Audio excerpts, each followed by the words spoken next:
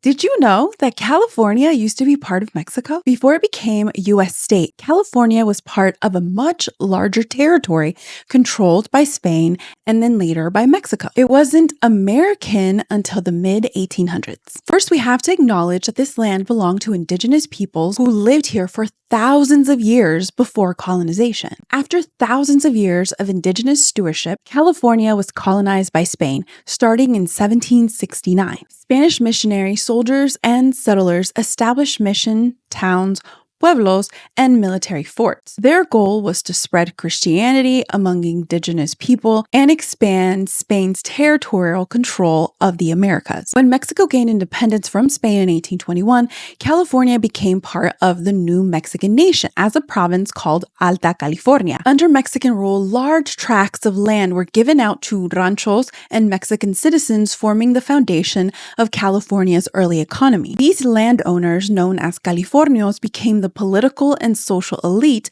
while indigenous communities faced displacement. In 1846, a group of American settlers launched the Bear Flag Revolt in Sonoma, declaring California an independent republic, hence the flag of California. But their independence didn't last long. The U.S. was already at war with Mexico, and by the end of the year, American forces had taken control of California. The war ended in 1842 with the signing of the Treaty of Guadalupe Hidalgo, in which Mexico seceded over half its territory to the United States, including California, Arizona, New Mexico, Nevada, Utah, and parts of Colorado and Wyoming. In return, the U.S. paid Mexico $15 million. The treaty promised U.S. citizenship and property rights to Mexicans living in newly acquired lands. But in reality, many lost their homes, land, and legal status in the years that followed. Just 2 years later, in 1850, California became the 31st U.S. state, thanks in part to the gold rush, which brought a massive wave of settlers to the region. Today, the legacy of California's Mexican past is still visible, from its names,